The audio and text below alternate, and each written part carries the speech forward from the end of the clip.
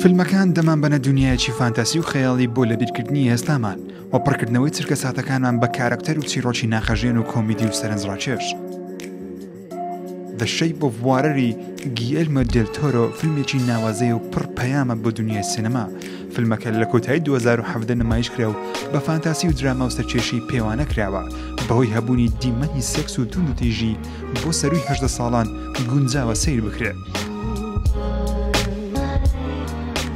گەدمانەی پێداچوونەوەی بۆ فیلمەکە بکەین دەبێت گیلێرمۆ دێل تۆرۆ بناسین، یەکێکە لە ناوازەترین دەرهێنەرەکانی جیهان و بە فیلمسازی کارکتەرە درڕندەکان ناسراوە، بەناوبانگترینیشی هەردوو فیلمی هێڵبۆیە.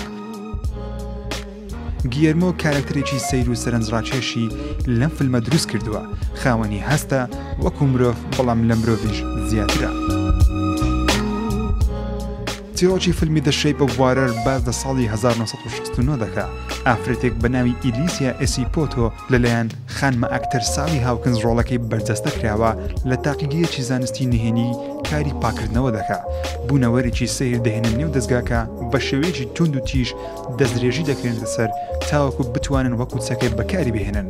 ئیلیسیا پەیوەندێکی سەیری خۆشەویستی بۆ بوونەوەرەکە دروست دەبێت و هەوڵی ڕزگارکردنی دەدا. ئەم فیلمە لە ڕووی دروستکردنی کارکتەرەوە کارێکی مەزنی تێدا کراوە. ئیلیسیا ڕۆڵی ئافرەتێکی کەڕولار دەجێڕێ، خاوەنی دڵێکی چاکە و بەزەی بە بوونەوەرەکە دێ و هەست دەکا پەیوەندێکی ئاوی خۆشەویستی لە نێوان خۆی و بوونەوەرەکە هەیە. ئۆکتێڤیا سپێنسەر ڕۆڵی هاوڕێیەکەی ئەلیسیا دەجێڕێت بە ناوی زێلدا، کەسێکی قەڵەوی ئەفریقی ئەمریکیە و کارکتەرێکی کۆمیدی و بەوەفایە. مایکل شانەن ڕۆڵی بەڕێوەبەری دەستگاکە دەبینێ، پێشتر لە سوپا خزمەتی کردووە بۆ بەرزهێنانی پلەی بەرزترین حکومی دەوێت ئەم بوونەوەرە بەکار بهێنێ بۆیش توندوتیژی بەکار دەهێنێ لە بەرامبەری کەسایەتێکی توندوتیژی هەیە و بینە ڕقی لێ دەبێتەوە. مایکل ستوربار ڕۆڵی زانایەک لە تاقیکەکە دەجێڕێت و بەرهەڵستی ئەزیەتدانی بوونەوەرەکە دەکا. ریچارد جینکس ڕۆڵی کەسێک بە ناوی گیلیس دەجێڕێ.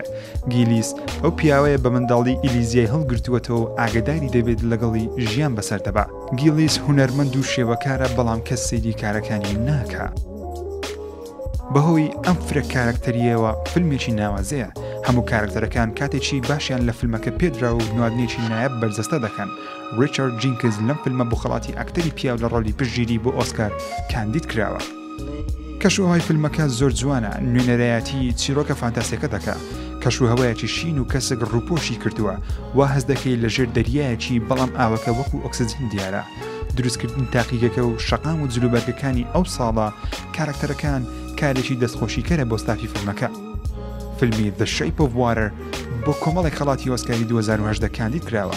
ئەگەرێکی زۆریشی هەیە سەرکەوتن بەرز بهێنێت و زۆرترین خەڵات بباتەوە، تەنانەت خەڵاتی باشترین دەرهێنەر بۆ گیلێرمۆ و باشترین فیلمی ساڵیش بۆ فیلمی The Shape of Water.